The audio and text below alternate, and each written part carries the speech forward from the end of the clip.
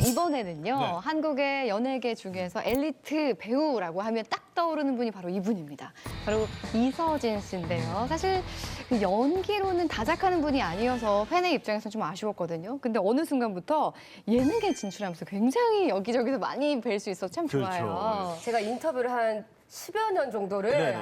이서진 씨 담당으로 계속 하다 보니까 이제는 사실 이서진 씨가요 이렇게 얘기하는 것보다는 그 오빠 있잖아요. 예. 약간 이렇게 얘기하는 게 조금 더 편할 정도로 많이 만났었어요. 일하다 예. 봤는데 정말 친해진 거군요. 근데 왜냐면 이승기 씨가 그런 얘기를 하더라고요. 아, 제가 본 이서진 씨는 가장 똑똑하고 현명하고 알면 알수록 굉장히 섬세한 사람이라고. 특히 이번에 윤식당 같은 경우는 위로는 신구 씨와 윤여정 씨를 너무 잘 모시고 아래로는 정요미 씨, 그러니까 후배를 굉장히 잘 다독거리면서 이 윤식당이라는 걸 이제 읽어간 거잖아요. 보면 그냥 굉장히 편하고 소탈한 스타일인 것 같아요. 그래서 제가 한번 여쭤봤어요. 아, 그 오라버님은 본인 스타일이 좀 어떠신 것 같으세요? 이렇게 여쭤봤더니 나는 되게 게으르고 약간 귀찮아하는 게 있고 좀 그런 편이지 뭐 이렇게 자기 성격에 대한 어떤 과시나 이런 것도 없고 네 굉장히 소탈한 편이신 것 같아요. 아니, 이종현 선생님 보시기에는 그 윤식당에서 경영을 하고 있는 이서진 씨 어떻게 보셨습니까? 그러니까 저도 그 참 재밌게 봤었고요. 네. 왜냐하면 그게 전문 식당이 아니니까 거기서 하는 음식들도 그냥 간단하게 손쉽게 할 수 있는 그런 이제 메뉴들이었는데 저는 그 불고기 소스가 과일도 갈아서 정말 하나 딱 만들어 놓으면 집에서도 고기 굴 때마다 이렇게 할 수 있어서 그게 굉장히 좀 히트였던 것 같아요. 그 한국의 대표적인 또 음식이었기 때문에 그거를 또 선보여서도 좋았고요. 네. 근데 불고기 같은 경우를 뭐 타코라든지 아니면 샌드위치 같은 걸로 해서 그런 것들도 한번 곁들여서 해줬으면 좋지 않았을까 하는 그런 생각이 있었고요. 네. 이렇게 어르신들 잘 모시고 막 이렇게 열심히 하려고 하고 막 이러는 거 보니까 참 무난하고 또 좋은 또 가문에서 또 자라고 그래서 이서진 씨 보면 많은 딸을 가진 엄마들이 사윗감으로 탐내는 사람들이 많지 않을까 싶어요. 네. 네. 이서진 씨의 매력은 그거 같아요. 대놓고 잘해주시지 않는 거. 그러니까 아닌 척하면서 뭐 삼시세끼도 그렇고 윤식당도 그렇고 여배우들 많이 챙겨줬잖아요. 그래서 뭐 스캔들이 난 적도 있고요. 출연했던 여자 배우들과 굉장히 이 케미스트리가 좋았어요. 최지우 씨랑은 꽃보다 알배에 이어서 삼시세끼도 나왔는데 둘이 티격태격하는데 그러면서 은근히 잘 어울렸거든요. 그래서 네티즌도 사귀었으면 좋겠다 이런 글을 계속 올렸고 연출하는 나영석 PD마저 둘이 좀 잘 됐으면 좋겠다는 뉘앙스를 계속 풍겼거든요. 최근에 또 방송된 삼시세끼에서는 그 사극 이산에 함께 출연했던 한지민 씨가 왔는데 도발을 하더라고요. 자꾸 먼저 돌직구 고백도 던지고 그 반응을 살살 이제 받아내는 그런 재미를 딱 본인을 만끽하는데 중요한 건 이서진 씨도 싫어하지 않았어요. 만면에 미소를 계속 띠는데 나중에 어떤 분하고 만나서 연애를 하고 결혼할지 모르겠지만은 아마 이서진 씨라는 남자를 요리하는 방법은 한지민 씨가 제대로 보여준 것 같아요.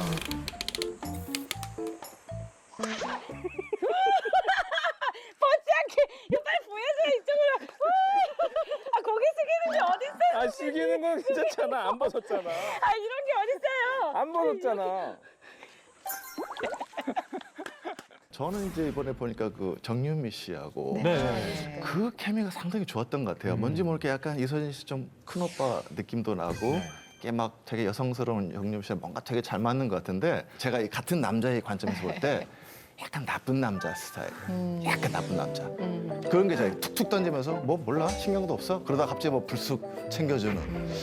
이걸 본인이 알아요. 제가 볼 때. 본인이 이걸 알고 하는 거야. 그래서 이 그런지 꿈은 그 나오잖아요. 네. 심지어는 네. 그 삼시세끼에 나오는 여자 염소 잭슨. 여자 염소. 잭슨도 이서진을 좋아한다라는 소문이 있습니다. 아, 그래요? 또 한편으로는 저희 박나래 씨, 개그우먼 박나래 씨, 저랑 또 동기입니다. 네. 예, 박나래 씨의 뭐 이야기가 좀 들리는데 최근에 박나래 씨가 이제 그 성대 수술을 좀 받았거든요. 아, 그쵸, 예. 수술을 받았는데 이서진 씨에게 문자 메시지가 왔답니다. 술 못 먹겠네. 건강 챙겨. 이렇게. 네.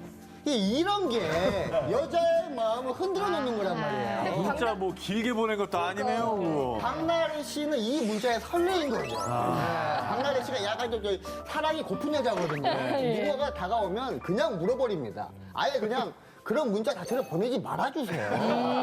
왜 사람 헷갈리게 합니까? 제가 만났었던 정말 수많은 남자 배우 중에서 밀당을 가장 잘한 남자를 뽑으라고 하면 저는 이서진 씨를 뽑습니다. 아니 아까 이한희 씨 얘기할 때랑 왜 이렇게 표정이 다른 거예요?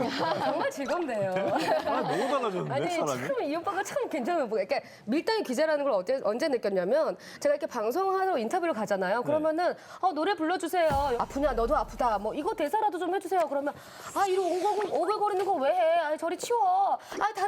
다른 질문 줘. 뭐 이렇게 하는데 그 툴툴거리는 게 방송에 되게 재밌게 나올 수 있게 만들어줘요. 저는 개인적으로 그 이한희 씨 얘기를 좀 더 길게 했으면 그런 아쉬움이 좀 있는데요. 네네. 사실 그 이서진 씨처럼 겉으로 이 툴툴대면서 은근슬쩍 챙겨주는 사람을 네. 뭐 츤데레라고 하는 이상한 단어로 네. 칭송하는 분위기가 있단 말이에요.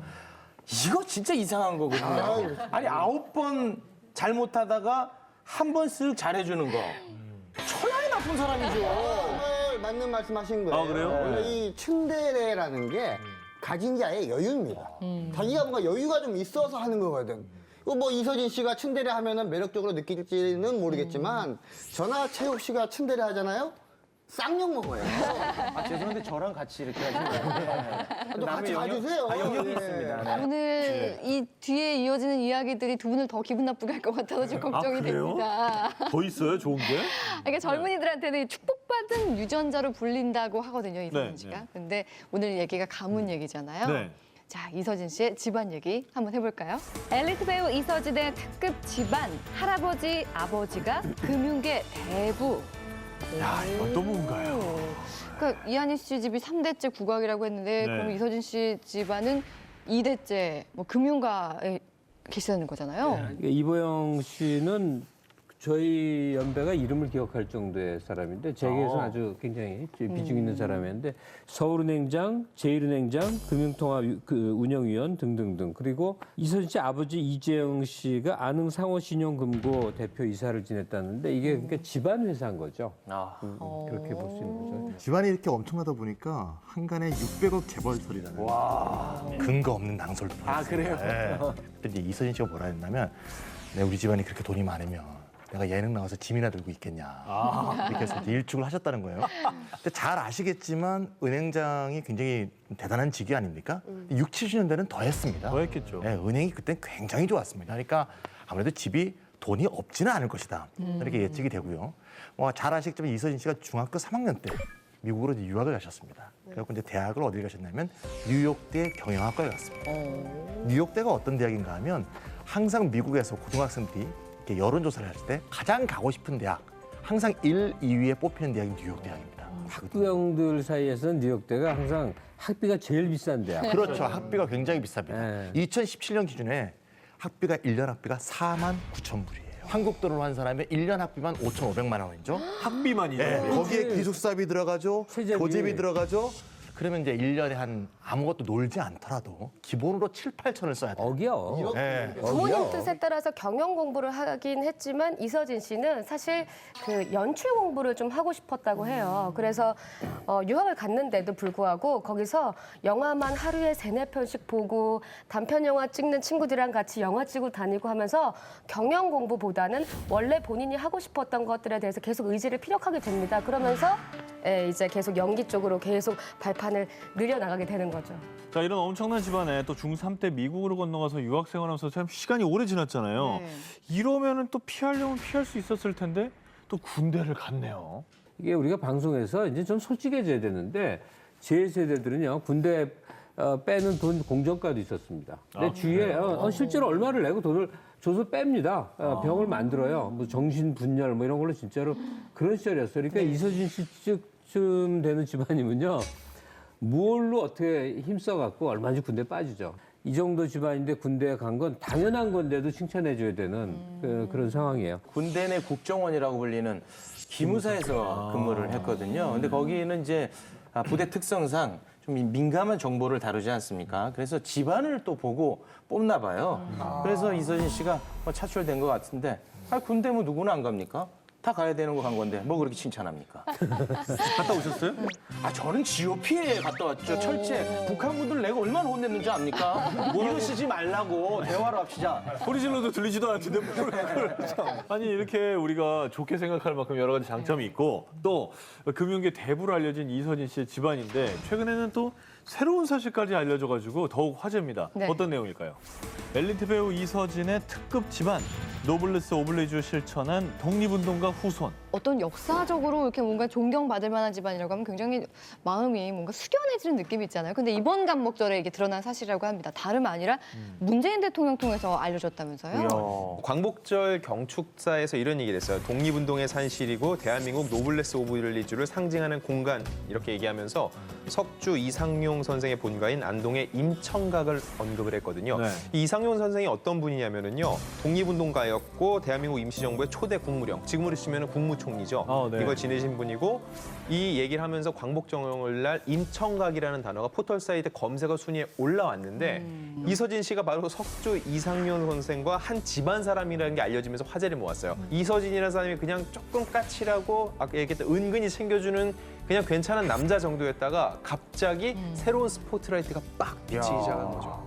저희 학교 때는 교과서에서 사진도 나오고 배운 인물이에요. 그 이상용 선생 자신도 아주 큰 문벌 집안이었고 재산이 많은 쪽이었어요.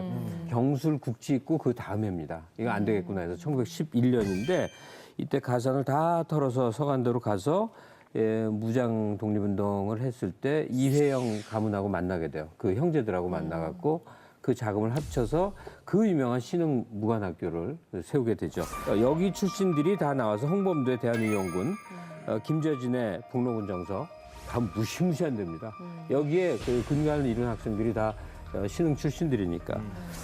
그리고 영화 암살에서 보면요. 조진웅이 속사포 연기하는 거 있죠. 네. 속사포로 나오는 거. 네. 이게 신흥 출신들이에요. 독립을 쟁취하기까지는 못했지만 적어도 그 씨앗이 됐던 아주 중요한 역할들인데 이게 좀 영화나 소설이나 하여튼 여러 형태로 좀 더 많이 좀 다뤄졌으면 좋겠어요. 이상용 선생이 그러니까 1911년에 독립운동하려고 이제 만주로 떠나시기 전에 전답도 다 팔고 아까 말씀드렸던 그 임청각 있죠. 임청각이 원래 그 집안의 종택이랍니다. 그리고 99칸으로 엄청나게 큰 집인 거죠. 이걸 다 팔고 그래서 독립자금을 마련해서 이제 만주로 뜨신 거죠.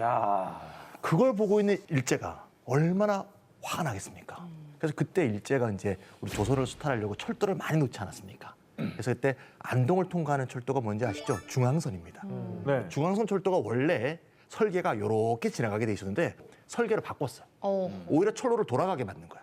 돌아가면서 그 임청각을 관통하도록 철로를 짓고 그 50개의 채는 다 행랑채니 뭐 다 없애버리고 지금 한번 안동에 가보시면 말이죠. 반이 사라져 버렸고 반만 남아 있는데 반 옆에 바로 철로가 지나가요. 그 철로 바로 옆에 방음벽이 있고 굉장히 을씨년스럽습니다.